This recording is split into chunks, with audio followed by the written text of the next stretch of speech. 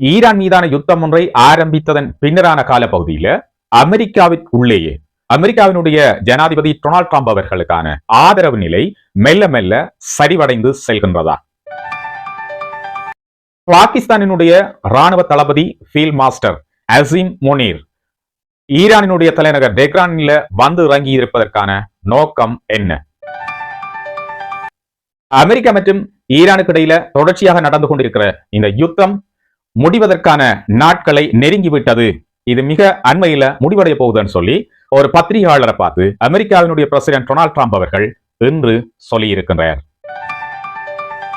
அமெரிக்காவினால் கடந்த 2 நாட்களாக தொடர்ச்சியாக மூடப்பட்டிருக்கின்ற ஸ்ட்ரெய்ட் ஆஃப் ஹோர்முஸின் வழியாக சீனாவினுடைய கப்பல் ஒன்று இன்று செல்ல எத்தனித்த போது அமெரிக்காவினால் தடுத்து திருப்பி அனுப்பப்பட்டிருப்பதாக சொல்லப்படுகின்றது. இதன் பின்னரான காலப்பகுதியில் அமெரிக்காவினுடைய ஜனாதிபதி ஒரு கருத்தை சொல்லி இருக்கிறார். அது என்ன? மிக முக்கியமான கருத்தாக அது இருக்கின்றது. அமெரிக்காவினுடைய ஜனாதிபதி மற்றும் போப் ஆண்டவருக்கும் இடையிலே நடந்து கொண்டிருக்கின்ற இந்த வாக்குவாதம் தொடர்பாக மக்கள் என்ன கருத்தை தெரிவிக்கின்றார்கள்? இவை இன்றைய உலக விவரத்தின் மிக முக்கியமான தலைப்புச் செய்திகள். அனைவருக்கும் வணக்கம். அடுத்து வரப்போகின்ற இந்த 10 நிமிடங்களில் மிக முக்கியமான உலக செய்திகளை நீங்கள் காண இருக்கின்றீர்கள். உலக செய்திகளை புதிதாக பார்க்கின்றவர்கள் உலக விவரம் சேனலை சப்ஸ்கிரைப் செய்து அந்த பெல் ஐக்கனை கிளிக் பண்ணி ஆல் ஆப்ஷனை கொடுத்து வைங்க. அப்பொழுதுதான் நாங்கள் பதிவிடக்கூடிய உலகத்தில் நடைபெறுகின்ற மிக முக்கியமான நிகழ்வுகளை நீங்கள் பார்க்கக்கூடியதாக இருக்கும். தொடர்ந்து விரிவான செய்திகளுக்குள் செல்லலாம்.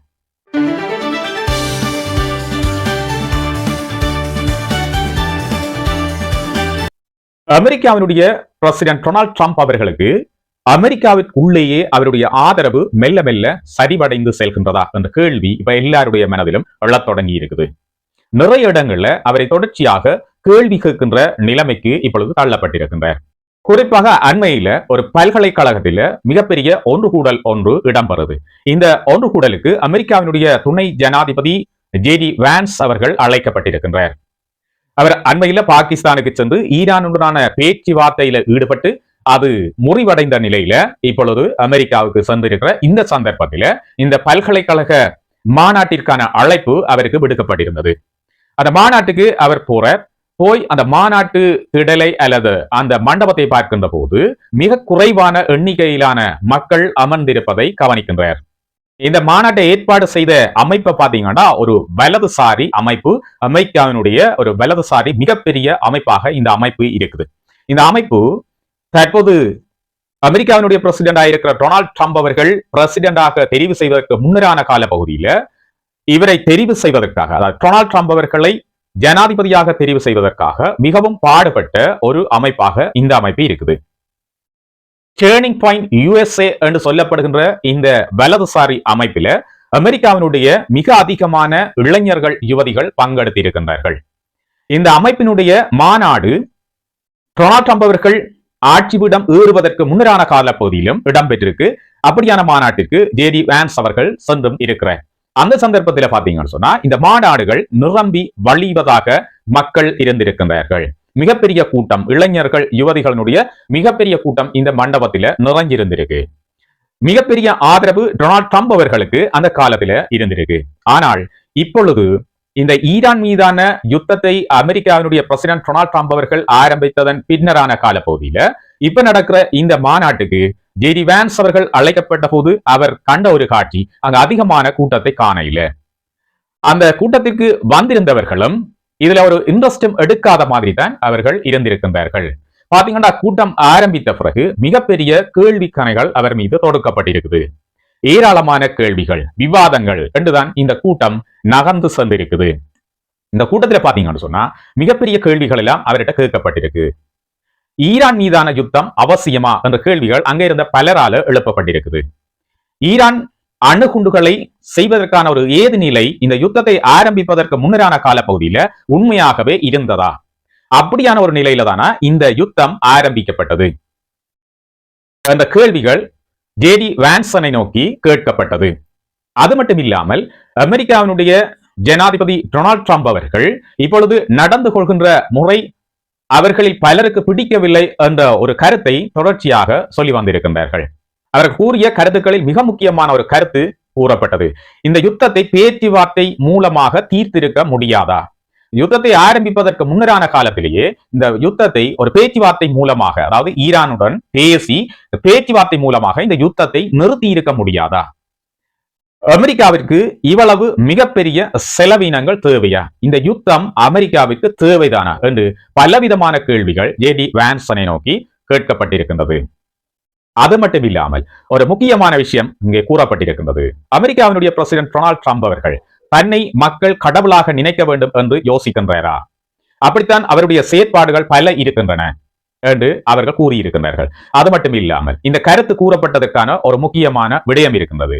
அதுதான் இப்பொழுது இருக்கின்ற போப்பாண்டவர் லியோடு அவர் இந்த கருத்து மோதலில் ஈடுபட்டு கொண்டிருப்பது பல அமெரிக்கர்களுக்கு பிடிக்காத ஒன்றாக இருக்கின்றது. அமெரிக்கர்களில் குறிப்பாக அந்த கலந்துரையாடலில், அந்த மாநாட்டில் கலந்து கொண்டவர்களில் பலர் கூறிய கருத்து, போப்பாண்டவர் லியோ அவர்கள் கூறுகின்ற கருத்து சரியானது. அமெரிக்கா ஈரான் மீது நடத்துகின்ற யுத்தத்தின் காரணமாக மிக அதிக எண்ணிக்கையிலான மக்கள் கொல்லப்படுவது தேவையற்ற ஒன்று என்ற கருத்தை அவர் கூறியிருக்கின்றார். அது மட்டும் இல்லாமல் ஒரு முக்கியமான கருத்து போப்பாண்டவரினால் கூறப்பட்டது. அதுதான் அமெரிக்காவினுடைய பிரசிடென்ட் டொனால்ட் ட்ரம்ப் அவர்கள் உலகத்தில் மிக பழமையான ஒரு நாகரிகம் ஒரே இரவுக்குள் அழிய போகின்றது என்ற ஒரு கருத்தை அண்மையில் ஈரான் மீது தெரிவித்திருந்தார்.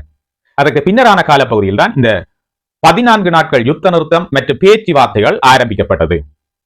இந்த உலகத்தின் மிக பழமையான ஒரு நாகரிகம் ஒரே இரவில் அழிய போகின்றது, big civilization is going to die என்ன நைட் என்று சொல்லி ஒரு கருத்தை சொல்லியிருந்தார். இந்த கருத்தை போப்பாண்டவர் லியோ அவர்கள் எதிர்த்திருந்தார். இந்த கருத்தை அமெரிக்காவினுடைய பிரசிடென்டாக இருக்கின்ற ஒருவர் கூறியிருக்க கூடாது என்று ஒரு விவாதத்தை முன்வைத்திருந்தார். அதற்கு எதிராகவே அமெரிக்காவினுடைய ஜனாதிபதி டொனால்ட் ட்ரம்ப் அவர்கள் தொடர்ச்சியாக போப்பாண்டவர் மீது பல கருத்துக்களை சொல்லி வருகின்றார். போப்பாண்டவர் ஒரு இடதுசாரியாக இருக்கின்றார், அது மட்டும் இல்லாமல் குற்றச் செயல்களை ஆதரிக்கின்ற ஒருவராக இருக்கின்றார் என்று பலவிதமான கருத்துக்களை சொல்லி இருக்கின்றார். அது மட்டும் இல்லாமல் அவர் ஒரு கருத்தை சொல்லி இருந்தார், தான் ஆட்சிக்கு வராமல் இருந்திருந்தால் இவர் போப்பாண்டவராக தெரிவு செய்திருக்கப்பட மாட்டார் என்ற ஒரு கருத்தையும் சொல்லி இருந்தது குறிப்பிடத்தக்கது. இப்படி பல கருத்துக்களை போப்பாண்டவர் மீது மேற்கொள்கின்ற அமெரிக்காவினுடைய பிரசிடென்ட் டொனால்ட் ட்ரம்ப் அவர்கள் மீதான ஆதரவு நிலை மிகவும் படிப்படியாக குறைந்து செல்வதை காணக்கூடியதாக இருக்கின்றது. இந்த மாநாட்டில் இந்த கேள்விகளும் இந்த கருத்துக்களும் தொடர்ச்சியாக ஜேடி வான்சனிடம் முன்வைக்கப்பட்டது. அண்மையில பாத்தீங்கன்னு சொன்னா அமெரிக்காவினுடைய பிரசிடென்ட் டொனால்ட் ட்ரம்ப் அவர்கள் தன்னுடைய சமூக வலைத்தளத்தில் ஒரு மீம் ஒன்றை பதிவிட்டிருந்தார். அதுல பாத்தீங்கன்னு சொன்னா அமெரிக்காவினுடைய பிரசிடென்ட் டொனால்ட் ட்ரம்ப் அவர்கள் ஒரு கடவுள் போலவும் நோயிற்றிருந்த ஒருவரை நலப்படுத்துவதாகவும் அந்த மீம் சித்தரிக்கின்றது. அதற்கு உலகத்தில் மிகப்பெரிய எதிர்ப்பு கிளம்பியது. உலகத்தில் மட்டுமல்ல, அமெரிக்காவில் மிகப்பெரிய எதிர்ப்பு அலைகள் எழத் தொடங்கியது. இந்த எதிர்ப்பின் காரணமாக அவர் தன்னுடைய பதிவை டிலீட் பண்ணினார். இந்த கருத்துக்கள் கூட அந்த மாநாட்டிலே ஜேடி வான்சனிடம் கூறப்பட்டது. ஆகவே இந்த சம்பவங்கள் மூலமும் மக்கள் தெரிவித்திருக்கின்ற இந்த கருத்துக்களூடாகவும் தெரிந்து கொள்ளக்கூடிய ஒரு மிகப்பெரிய விஷயம் என்னென்றா, அமெரிக்காவினுடைய பிரசிடென்ட் டொனால்ட் ட்ரம்ப் அவர்களுக்கு மிகப்பெரிய நெருக்குவாரங்கள் இப்பொழுது கொடுக்கப்பட்டு கொண்டிருக்கின்றது. அமெரிக்கா ஈரான் மீது தொடங்கிய இந்த ஆபரேஷன் எபிக்யூரி நடவடிக்கைக்கு பின்னரான காலப்பகுதியில டொனால்ட் ட்ரம்ப் அவர்களுக்கு மிகப்பெரிய அழுத்தங்கள் கொடுக்கப்பட்டு கொண்டிருக்குது. தொடர்ச்சியான இந்த அழுத்தங்கள் காரணமாக டொனால்ட் ட்ரம்ப் அவர்கள் ஒவ்வொரு நாளும் ஒவ்வொரு விதமான கருத்துக்களை சொல்லிக் கொண்டு வரார். இப்ப பாத்தீங்கன்னா ஈரான்ல ஒரு மிகப்பெரிய யுத்தத்தை அமெரிக்காவினுடைய பிரசிடென்ட் டொனால்ட் ட்ரம்ப் அவர்கள் ஆரம்பித்தார். இதுக்கு ஆபரேஷன் எபிக்யூரி என்ற பெயரையும் வச்சு இந்த யுத்தத்தை தொடங்கினார். இதுல இஸ்ரேலும் சேர்ந்திருந்தது. இப்ப பாத்தீங்கன்னா இஸ்ரேல் இந்த சண்டைக்குள்ள இல்ல, தண்டவாடுல விலகி போயிட்டுது. இப்ப நான் உங்கள்கிட்ட கேட்கிற கேள்வி என்னன்னா, இந்த யுத்தத்திற்கு பின்னரான காலப்பகுதியில அமெரிக்காவினுடைய பிரசிடென்ட் டொனால்ட் ட்ரம்ப் அவர்களுக்கான ஆதரவு நிலை தங்களுடைய நாட்டிலேயே அதிகரிச்சிருக்குதா அல்லது குறைவடைந்திருக்குதா? உங்களுடைய கருத்துக்களை கமெண்ட்ல பதிவிடுங்க. கருத்துக்களுக்காக காத்திருக்கிறேன். அடுத்து நாங்கள் பேச வேண்டிய மிக முக்கியமான விஷயங்கள உண்டாயிருக்கிறது இந்த ஸ்ட்ரெய்ட் ஆஃப் ஹார்மஸ், கடல் வழி பாதை. இதை ஈரான் இவ்வளவு காலமாக பிளாக் பண்ணி வச்சிருந்தது. அது மட்டும் இல்லாமல் அந்த கடல் வழி ஊடாக செல்லுகின்ற கப்பல்கள் மீது டாக்ஸையும் அறவிட்டுக் கொண்டிருந்தது. இப்ப பாத்தீங்கன்னு சொன்னா இந்த பேச்சுவார்த்தை குழம்பியதன் பிற்பாடு அமெரிக்காவும் இந்த பாதையை பிளாக் பண்ணுவதாக சொல்லியிருக்கு. கிட்டத்தட்ட 14க்கும் மேற்பட்ட அமெரிக்காவினுடைய போர்க்கப்பல்கள் மற்றும் விமானங்களை வைத்து இந்த ஸ்ட்ரெய்ட் ஆஃப் ஹார்மஸை பிளாக் பண்ணி வச்சிருக்குது. ஈரானினுடைய துறைமுகங்களுக்குள்ள எந்த கப்பல்களும் போகக்கூடாது. அதே நேரம் இந்த ஈரானினுடைய துறைமுகங்கள்ல இருந்து எந்த கப்பல்களும் வெளியிலையும் போகக்கூடாது என்ற ஒரு அறிவுறுத்தலை கொடுத்து இந்த கடலை அப்படியே பிளாக் பண்ணி வச்சிருக்குது. இதுக்கு பின்னரான இந்த 2 நாட்கள் கடந்துட்டு இந்த 2 நாட்கள்ல பாத்தீங்கன்னா இந்த கப்பல்களும் உள்ள போனதோ வெளியில வந்ததோ இல்ல. ஆனா நேற்றைய தினம் கிட்டத்தட்ட 6 கப்பல்கள் வெளியில போனதாக சொல்லப்பட்டது. இதுல கிட்டத்தட்ட 2 கப்பல்கள் ஈரானுடைய கப்பல்கள், ஈரானுக்கு தொடர்புடைய கப்பல்கள் என்றும் சொல்லப்பட்டது. ஆனால் இன்றைய நாட்கள்ல பாத்தீங்கன்னா எந்த கப்பல்களும் உள்ள போனதாகவும் இல்லை, அதே நேரம் வெளியில வந்ததாகவும் இல்லை. அதே நேரம் இன்றைய தினம் பாத்தீங்கன்னா சீனாவினுடைய ஒரு கப்பல் மிகப்பெரிய எண்ணெய் டேங்கர் ஒன்று ஸ்ட்ரைட் ஆஃப் ஹார்முஸுக்குள்ள நுழைய வழி கிடைக்கல, இதை தடுத்து நிறுத்தப்பட்டதாகவும் அதன் பின்னரான காலப்பகுதியில் அது பின்னோக்கி சென்றதாகவும் சொல்லப்படுது. இப்படி நடந்து கொண்டிருக்கீங்கள இன்றைக்கு மாலை அளவில் ஒரு கருத்தை டொனால்ட் ட்ரம்ப் அவர்கள் தெரிவித்திருக்கிறார். அவர் சொன்ன விஷயம் என்னன்னு பாத்தீங்கன்னு சொன்னா, நான் ஸ்ட்ரைட் ஆஃப் ஹார்முஸை திறக்க போறது சீனாவுக்கு சந்தோஷத்தை அளிக்கக்கூடியதாக இருக்கும். நான் ஸ்ட்ரைட் ஆஃப் ஹார்முஸை திறக்க போறேன், இது சீனாவுக்கு, அதாவது தன்னுடைய நண்பன், நாங்கள் 2 பேரும் ஒன்றாக இணைஞ்சு வேலை செய்து கொண்டிருக்கிறோம், நான் ஸ்ட்ரைட் ஆஃப் ஹார்முஸை திறக்க போறேன், இது சைனாவுக்கு ஒரு சந்தோஷத்தை அளிக்கக்கூடிய விஷயம்னு சொல்லி இன்றைக்கு மாலை அளவில் அவருடைய சமூக வலைதளத்தில் இந்த செய்தியை பதிவிட்டிருக்கிறார். ஆகவே அவர் இந்திய பொறுத்தளவில் 2 கருத்துக்கள், முக்கியமான கருத்துக்களை சொல்லியிருக்கிறார். ஒன்று பாத்தீங்கன்னு சொன்னா, இந்த ஈரான் யுத்தமானது முடிவாகின்ற காலத்துக்கு கிட்ட வந்துடுது என்று சொல்லி இருக்கிறேன். ஈரான் யுத்தம் முடியறதுக்கு கிட்ட வந்துட்டு முடிய போகுது என்ன மாதிரி ஒரு கருத்தை சொல்லி இருக்கிறார். இன்னும் பாத்தீங்கன்னா ஸ்ட்ரைட் ஆஃப் ஹார்முஸை நான் திறக்க போறேன், இதால சைனா ஹாப்பியாக போகுது, சைனாவுக்கு ஹாப்பி, அதாவது சீனா நாட்டுக்கு இந்த ஸ்ட்ரைட் ஆஃப் ஹார்முஸை திறக்கிறது ஹாப்பி என்று சொல்லி இருக்கிறார். ஆகவே குறிப்பிட்ட இந்த நாட்கள்ல ஏதோ நடக்க போகுது. இன்னைக்கு நடந்து கொண்டிருக்கிற இன்னும் ஒரு முக்கியமான விஷயம் பாத்தீங்கன்னு சொன்னா, பாகிஸ்தானினுடைய ராணுவ தளபதி வேல் மாஸ்டர் அசிம் முனீர் இன்றைக்கு ஈரானுடைய தலைநகர் டெஹ்ரான்ல தரையிறங்கி இருக்கிறார். என்னத்துக்காக வந்திருக்கிறார்? இந்த பாகிஸ்தானுடைய ராணுவ தளபதி பாத்தீங்கன்னா ஏற்கனவே ஈரானுக்கும் அமெரிக்காவுக்கும் இடையிலான பேச்சுவார்த்தையில கலந்து கொண்ட ஒருவர். இவர் தான் இப்ப ஈரானுடைய தலைநகர்ல லேண்ட் ஆகி இருக்கிறார். இவர் அமெரிக்காவிட்ட இருந்து ஒரு முக்கியமான நியூஸை ஈரானுக்கு கொண்டு வந்திருப்பதாக சொல்லப்படுகின்றது. ஆகவே எதிர்காலத்தில் இந்த பேச்சுவார்த்தை மீண்டும் பாகிஸ்தான்ல, அதாவது 2ஆம் கட்ட பேச்சுவார்த்தை மீண்டும் பாகிஸ்தான்ல ஆரம்பிப்பதற்கான ஏது நிலைகள் உருவாகி வருவதாக சொல்லப்படுகின்றது. ஆனால் எப்ப நடக்கும், நடக்குமா இல்லையா என்ற உறுதியான கருத்துக்கள் எதுவும் இதுவரையும் தெரிவிக்கப்பட இல்லை. அமெரிக்காவினுடைய பிரசிடன்ட் சொல்லி இருக்கிறார், மிக கிட்ட நாங்கள் நெருங்கிட்டோம் இந்த யுத்தத்தை நிறுத்துறதுக்குன்னு சொல்லி. அதே நேரம் பாகிஸ்தானுடைய ராணுவ தளபதியும் ஈரான்ல இறங்கி இருக்கிறார். அவர் மிகப்பெரிய ஒரு செய்தியை ஈரானுக்கு கொண்டு வந்திருக்கிறதாகவும் சொல்லி இருக்கிறார். ஆகவே மிக அண்மையில மீண்டும் இந்த 2ஆம் கட்ட பேச்சுவார்த்தைகள் ஆரம்பிப்பதற்கான ஏது நிலைகள் இப்ப தோன்றிக் கொண்டிருக்கிறதாகவே கருதக்கூடியதாக இருக்கின்றது. இப்ப அடுத்த விஷயம் பாத்தீங்கன்னு சொன்னா, இஸ்ரேல் நடத்தி கொண்டிருக்கின்ற தாக்குதல்கள். ஆரம்பத்தில் ஈரான் மீதான தாக்குதலை தான் இஸ்ரேல் ஆரம்பித்தது அமெரிக்காவோட சேர்ந்து. இப்ப பாத்தீங்கன்னா இந்த ஈரான் மீதான சீஸ்ஃபயர், அதாவது இந்த தற்காலிக யுத்த நிறுத்தம் ஆரம்பித்ததன் பிற்பாடு இந்த ஈரான் மீதான தாக்குதல்களை அப்படியே நிறுத்தி வச்சிருக்குது இஸ்ரேல். இப்ப அவர்களுடைய தாக்குதல் எங்க இருக்குதுன்னு சொன்னா, தொடர்ச்சியாக லெபனான் மீது நடந்து கொண்டிருக்குது. அதே நேரம் நேற்றைய தினம் பாத்தீங்கன்னா வாஷிங்டன்ல லெபனானுடைய அரசாங்கத்திற்கும் இஸ்ரேலுக்கும் இடையிலான ஒரு பேச்சுவார்த்தை நடைபெற்றது. இந்த பேச்சுவார்த்தை நேற்றைய தினம் நடந்து கொண்டிருக்கிற அதே சந்தர்ப்பத்தில் லெபனான் மீது தொடர்ச்சியான தாக்குதல்களும் இடம்பெற்றுக் கொண்டிருந்தது. இந்த பேச்சுவார்த்தையில பாத்தீங்கன்னா லெபனானுடைய அரசாங்கமும் இஸ்ரேலும் தான் கலந்து கொண்டிருக்குது. ஆனால் இந்த லெபனானில் நடக்கிற பிரச்சனையை பாத்தீங்கன்னா இஸ்ரேலுக்கும் அங்க இருக்கிற ஹெஸ்புல்லா இயக்கத்திற்கும் எதிராகத்தான் இப்ப சண்டை நடந்து கொண்டிருக்குது. இந்த பேச்சுவார்த்தையில ஹெஸ்புல்லா இயக்கம் கலந்து கொள்ளையில அவர்களுக்கு அழைப்பும் விடுக்க இல்லை.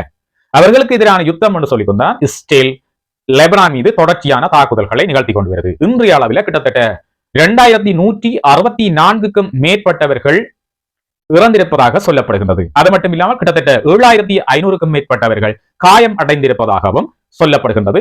லெபனான் மீதான இஸ்ரேலினுடைய தாக்குதல்கள் தொடர்ச்சியாக இடம்பெற்றுக் கொண்டிருக்கின்றது. அதே நேரம் நேற்றைய பேச்சுவார்த்தையில லெபனானில் இருக்கிற இந்த ஹெஸ்புல்லா இயக்கம் தங்களுடைய ஆயுதங்களை கையளிக்கணும், ஆயுதங்களை கீழே போடணும்னு சொல்லி ஒரு கோரிக்கை முன்வைக்கப்பட்டதாகவும் இதை ஹெஸ்புல்லா இயக்கம் மறுத்திருப்பதாகவும் சொல்லப்படுகின்றது. அதே நேரம் இந்த மாலை அளவில் ஹெஸ்புல்லா இயக்கத்தினுடைய பேச்சாளர் சொல்லி இருக்கிற மிக விரைவில் லெபனான் மற்றும் இஸ்ரேலுக்கு இடையிலான ஒரு போர் நிறுத்தம் இடம்பெறலாம் என்று சொல்லி இருக்கின்றார். அதே நேரம் இந்த லெபனான் பக்கம் பாத்தீங்கன்னா இன்னொரு விஷயம் நடந்து கொண்டிருக்குது.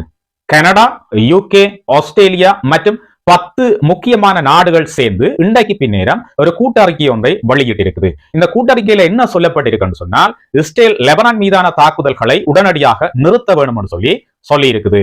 அங்க பணிபுரிஞ்சு கொண்டிருக்கிற இந்த உதவியாளர்களுக்கு பாதுகாப்பு இல்லாத ஒரு நிலைமை வந்திருப்பதாகவும் இங்க நிறைய பேருக்கு உதவி செய்ய வேண்டிய நிலை உருவாகி இருப்பதாகவும் கிட்டத்தட்ட 30 மில்லியனுக்கு மேற்பட்ட மக்கள் இடம்பெயர்ந்திருப்பதாகவும் இந்த யுத்தத்தினால பாதிக்கப்பட்டிருப்பதாகவும் இவர்களுக்கு உதவ வேண்டிய ஒரு உடனடி தேவை இருப்பதாகவும் உடனடியாக இந்த யுத்தத்தை இஸ்ரேல் நிறுத்தணும்னு சொல்லி கோரிக்கை விடுத்திருக்குது. ஆகவே லெபனான் மீதான யுத்தத்திற்கும் இப்பொழுது ஒரு முடிவு நெருங்கி கொண்டிருப்பதாகவே கருதக்கூடியதாக இருக்கின்றது. லெபனான்ல யுத்தத்தில் ஈடுபட்டுக் கொண்டிருக்கின்ற இந்த ஹெஸ்புல்லா அமைப்பு கூட அவர்களுடைய பேச்சாளர் கூட இன்று இந்த விஷயத்தை சொல்லியிருக்கிறார். மிக விரைவில் லெபனான் மற்றும் இஸ்ரேலுக்கு இடையிலான ஒரு யுத்த நிறுத்தம் உருவாகலாம் சொல்லி அவர் சொல்லியிருக்கிறார். ஆகவே இவை இன்றைய உலக விவரங்கள். உலகத்தில் நடந்த மிக முக்கியமான விஷயங்களை சரியான தகவல்களை சேர்த்து இந்த காணொலியில உங்களுக்காக நாங்கள் தந்திருக்கிறோம். செய்திகள் பிடிச்சிருந்தா லைக் பண்ணுங்க. அது மட்டும் இல்ல, நிறைய பேர் என்னுடைய செய்திகளை பாக்குறீங்க, ஆனால் சப்ஸ்கிரைப் பண்ணாமல் பாக்குறீங்க. அப்படியானவர்கள் உலக விவரம் சேனலை சப்ஸ்கிரைப் பண்ணி வச்சுக்கொள்ளுங்க. அது மட்டும் இல்லாமல் இந்த பெல் ஐக்கனை கிளிக் பண்ணி ஆல் அண்ட் ஆப்ஷனை கொடுத்து வச்சீங்கன்னா நான் பதிவிடக்கூடிய இந்த காணொலிகள் உங்களை உடனடியாக வந்து சேரும். குறிப்பாக மாலை 6 மணியிலிருந்து 10 மணி வரைக்குமான இந்த இடைப்பட்ட காலத்தில் இடைப்பட்ட நேரத்தில் என்னுடைய செய்திகள் நிச்சயமாக உங்களை வந்து சேரும். காணொலி தொடர்பான கருத்துக்களை பதிவிடுங்க. அது மட்டும் இல்லாமல் நண்பர்களோட காணொலியை ஷேர் பண்ணிக்கொள்ளுங்க. மீண்டும் ஒரு புதிய உலக விவரத்தோடு உங்கள் அனைவரையும் சந்திக்கிறேன். வணக்கம். இப்ப பாத்தீங்கன்னா ஈரான்ல ஒரு மிகப்பெரிய யுத்தத்தை அமெரிக்காவினுடைய பிரசிடன்ட் டொனால்ட் ட்ரம்ப் அவர்கள் ஆரம்பித்தார். இதுக்கு ஆபரேஷன் எபிக் ஃபியூரி என்ற பெயரையும் வச்சு இந்த யுத்தத்தை தொடங்கினார். இதுல இஸ்ரேலும் சேர்ந்திருந்தது. இப்ப பாத்தீங்கன்னா இஸ்ரேல் இந்த சண்டைக்குள்ள இல்ல, தண்டவாடுல விலகி போயிட்டுது. இப்ப நான் உங்கள்கிட்ட கேட்கிற கேள்வி என்னன்னா, இந்த யுத்தத்திற்கு பின்னரான காலப்பகுதியில அமெரிக்காவினுடைய பிரசிடன்ட் டொனால்ட் ட்ரம்ப் அவர்களுக்கான ஆதரவு நிலை தங்களுடைய நாட்டிலேயே அதிகரிச்சிருக்குதா அல்லது குறைவடைந்திருக்குதா? உங்களுடைய கருத்துக்களை கமெண்ட்ல பதிவிடுங்க. கருத்துக்களுக்காக காத்திருக்கிறேன்.